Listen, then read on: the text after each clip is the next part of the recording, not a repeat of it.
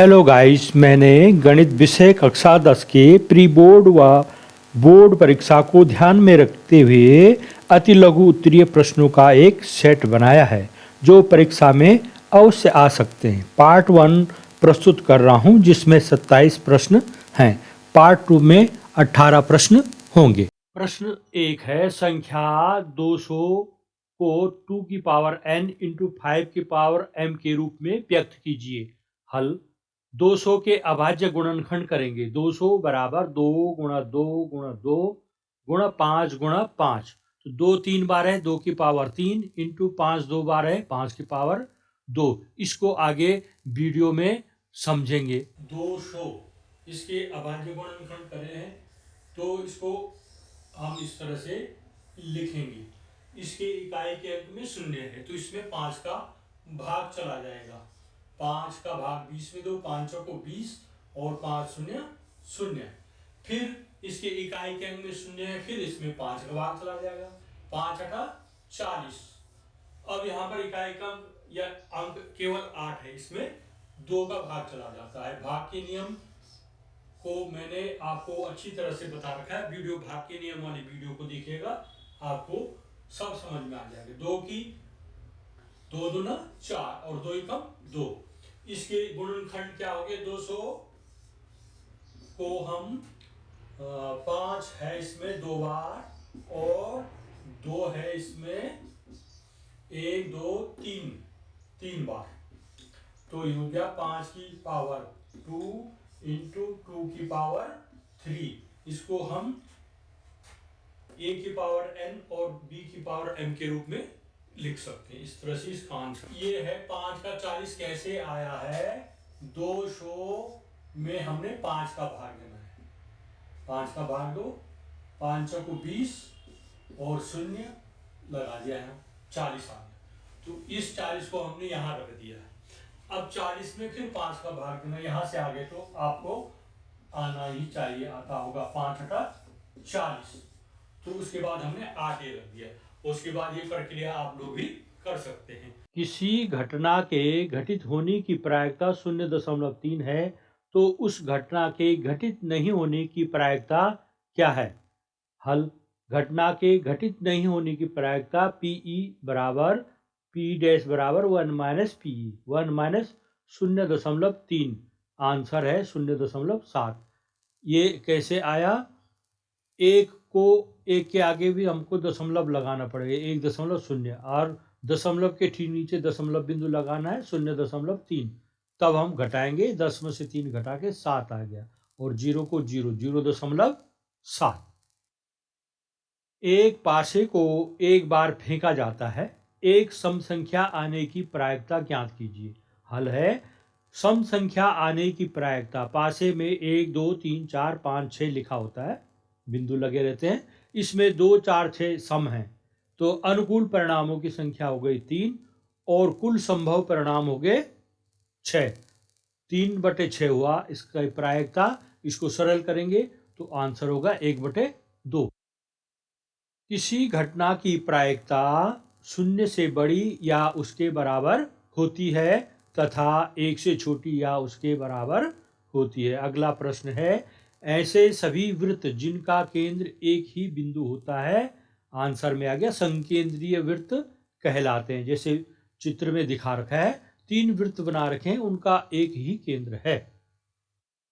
प्रश्न 6, त्रिभुज ABC समरूप है त्रिभुज DEF के और इनके क्षेत्रफल क्रमशः 64 सेंटीमीटर स्क्वायर व 81 सेंटीमीटर स्क्वायर है।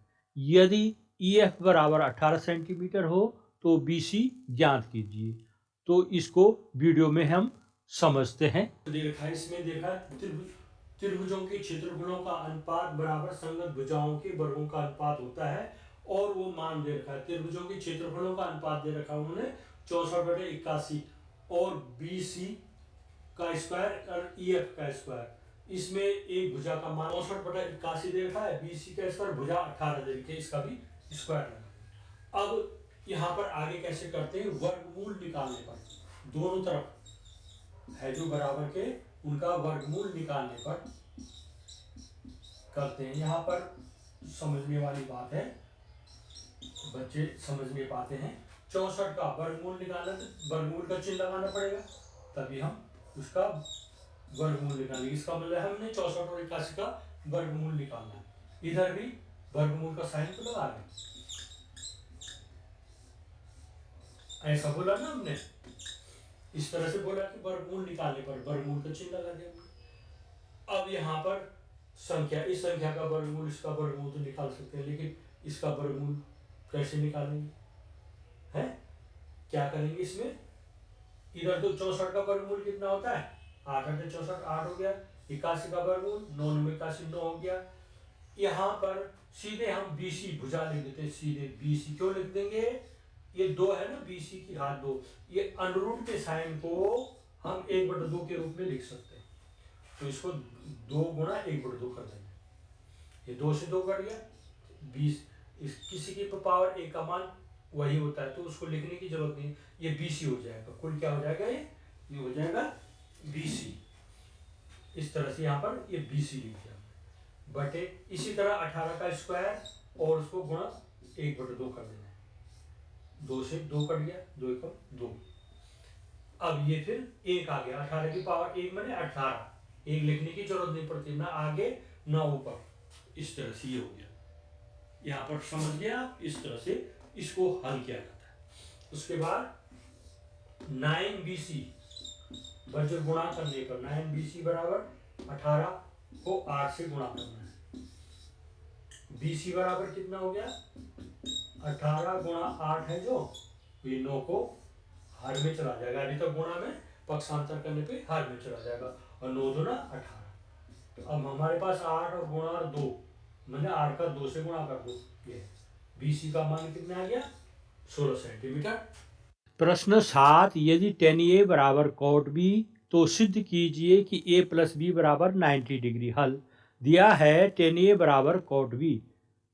tan A बराबर, और जो cot B है उसका उत्तर में आएगा अब tan 90 - B हो जाता है cot B का, तो इसको tan के पदों में लिख दिया, tan से tan अलग कर दिया हमने। A बराबर 90 डिग्री माइनस B मिला, माइनस B का पक्षांतर कर दिया हमने, A + B बराबर 90 डिग्री। अतः स्पष्ट है कि tan A बराबर cot B होने पर A + B बराबर 90 डिग्री होगा। एक बेलन और एक शंकु के आधार तथा ऊंचाइयां समान हैं, इनके आयतनों का अनुपात ज्ञात कीजिए।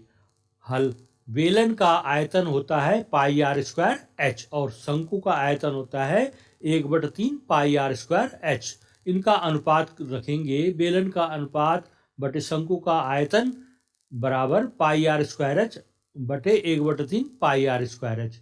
दोनों जगह πr² है वो कट जाएगा, 1/1/3 रह जाएगा, और इसको उलट देंगे, भिन्न पूर्णांक के नीचे जो भिन्न है उसको उलट देंगे, जैसे इधर समझा रखा है।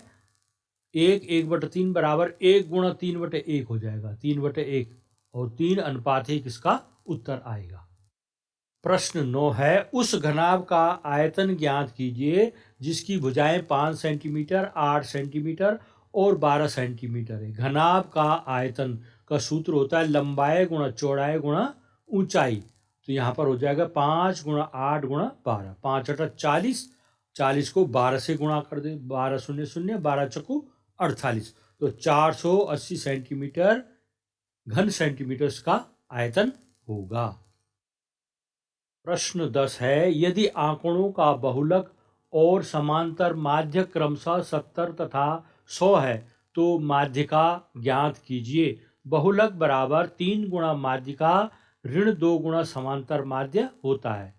तो यहाँ पर बहुलक की जगह 70 लिख दिया, 70 बराबर 3 गुणा माध्यिका ऋण 2 गुणा 100, तो 70 बराबर 3 गुणा माध्यिका ऋण 200।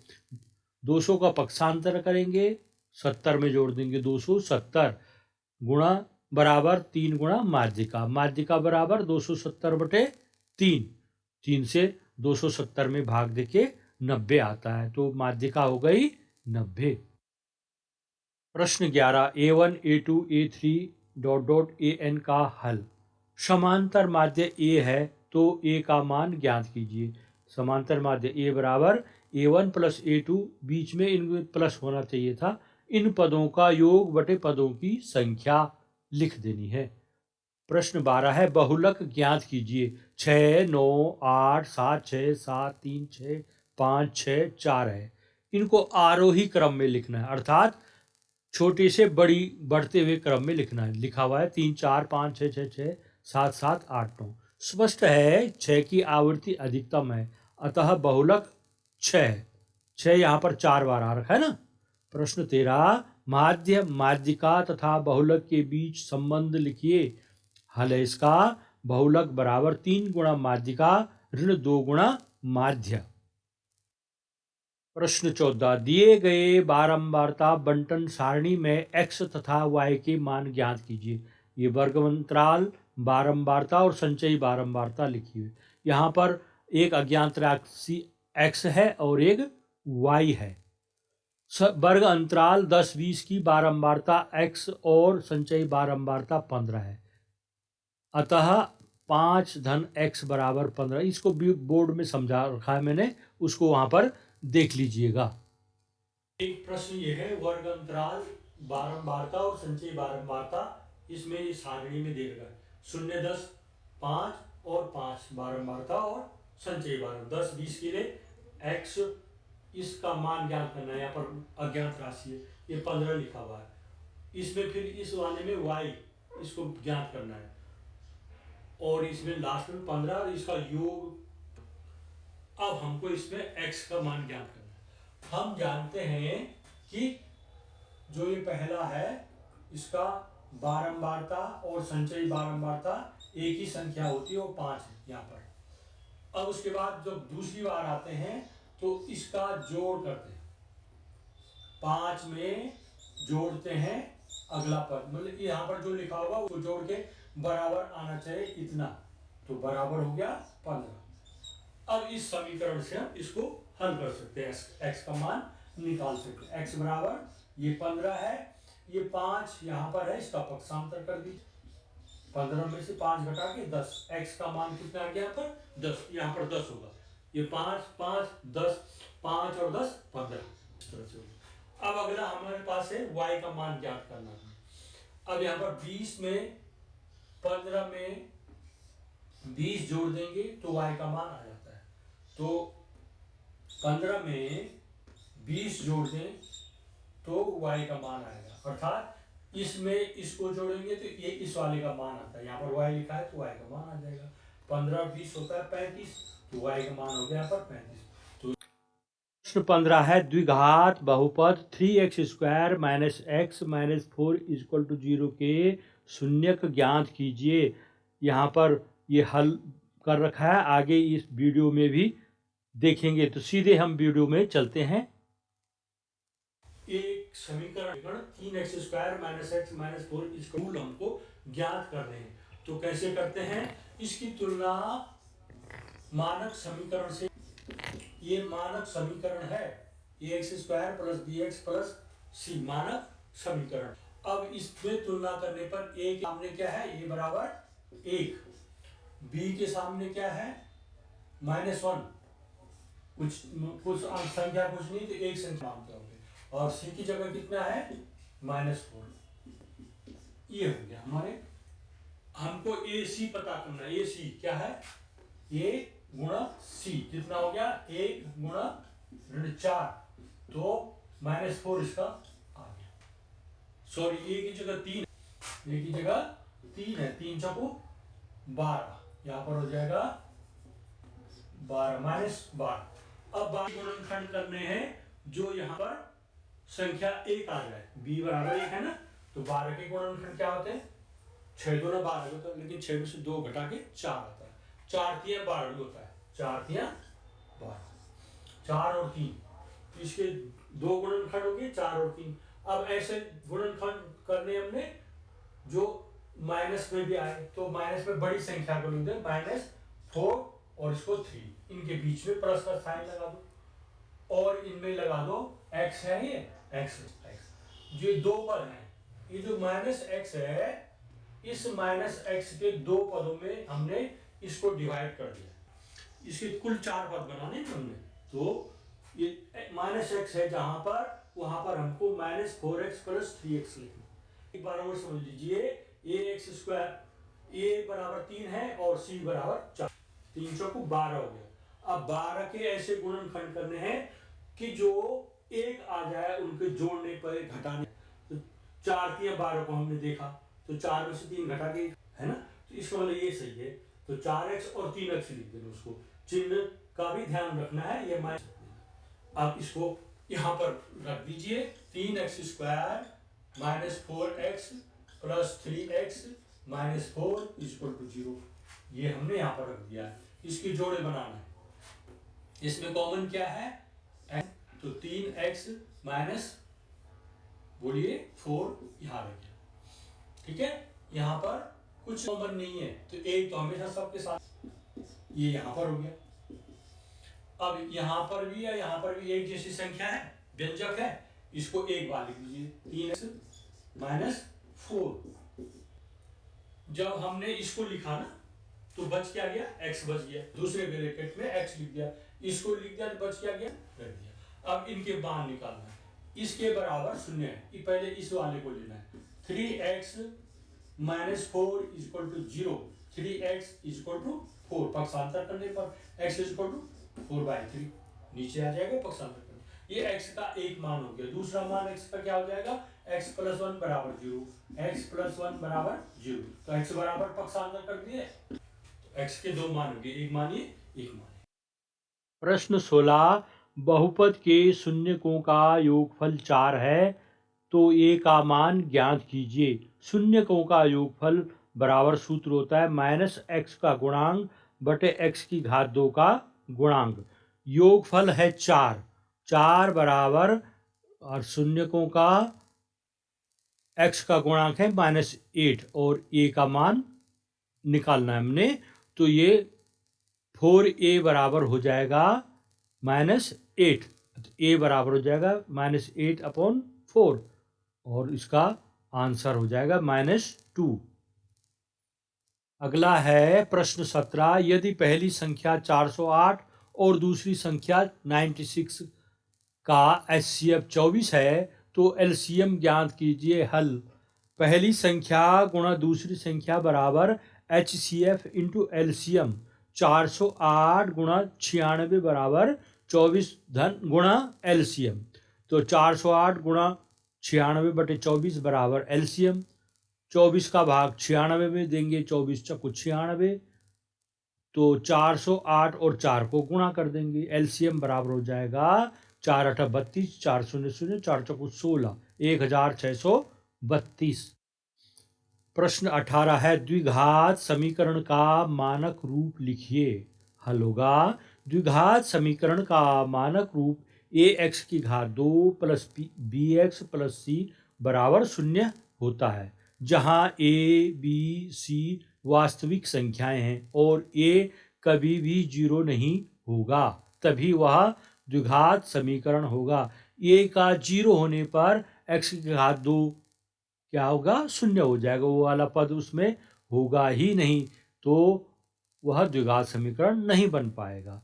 प्रश्न 19 है, जांच करो क्या ये द्विघात समीकरण हैं। X square minus 7x plus 12 equal to 0।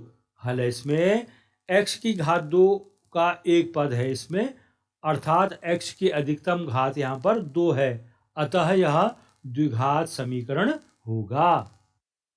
प्रश्न 20 है, दिखाइए कि निम्नलिखित समीकरण युग्म का एक अद्वितीय हल है। 3x minus 4y equal to 10, 4x plus 3y equal to 5। हल, समीकरण 3x माइनस 4y बराबर 0 है और इसकी तुलना करनी है मानक रेखिक समीकरण से। ये सब आगे वीडियो में दिखाया गया है, उसको आप देखिए। एक रेखिक समीकरण ये है, एक ये है, दो रेखिक समीकरण है। इन रेखिक समीकरणों से जो अद्वितीय हल होगा कि नहीं, ये हमने यहाँ पर, तो इसका और इसका मानक रूप में तुलना करनी। मानक रूप के साथ, मानक रूप क्या होता है, a1 x1 plus a2 a1 b1 y1 plus c1 equal to 0। इधर a2 x2 plus B2 Y2 plus C2। तुलना करेंगे, A की जगह 3 है, A बराबर 3, B बराबर -4 और C बराबर, यहां पर क्या करना है, इसका पक्षांतर करना चाहिए। अब ये है ना, अगर 10 है, इसका पक्षांतर करेंगे तो ऋण 10 हो जाएगा, बराबर के इधर लिया है ना उसको, तो इसका मतलब C1 बराबर अब क्या हो गया, ऋण 10। यहाँ पर भी हमने इसका पक्षांतर करना है, 5 को इधर ले आना है, तो 5 को अभी प्लस है तो माइनस हो जाएगा और बराबर का चिन्ह करना है। A2 बराबर कितना हो यहाँ पे, A2 बराबर बोलिए 4, B2 बराबर 3 और C2 बराबर -5। अब इनकी तुलना करनी हमने, A1 A2 B1 B2 देखना है। अगर ये बराबर नहीं है तो, अगर बराबर हो जाएगा तो अद्वितीय नहीं होगा। देखना है A1 A2 और B1 क्या आता है। A1 की जगह कितना है और A2 की जगह कितना है, 4। यहाँ पर B1 की जगह है -4 और B2 की जगह है 3, तो 3/4 है, ये माइनस, इस तरह से अनुपात होगा ना जब, तो ये बराबर नहीं है, तो इसका अद्वितीय हल होगा जो। प्रश्न 21, बिंदुओं -3, -4 तथा -8, 7 को मिलाने वाले रेखाखंड के मध्य बिंदु के निर्देशांक ज्ञात कीजिए। हल है इसका, ए के निर्देशांक है -3, -4 और बी के निर्देशांक है -8, 7। यहाँ पर x1 होगा -3, x2 होगा -8, y1 होगा -4 और y2 होगा 7। मध्य बिंदु के निर्देशांक x और y, x के मान होंगे x1 प्लस x2 बटे 2 कर देना है। x बराबर -3 प्लस इंटू -8/2, इसको जोड़ेंगे तो x बराबर 11/2 हो गया। y का मान निकालेंगे, y बराबर y1 प्लस y2 बटे 2, y बराबर -4 प्लस 7/2, तो 7 में से 4 घटा के 3 आ गया, बड़ी संख्या में से घटेगा और बड़ी संख्या का चिन्ह लगेगा, तो y बराबर 3/2 इसका आंसर होगा।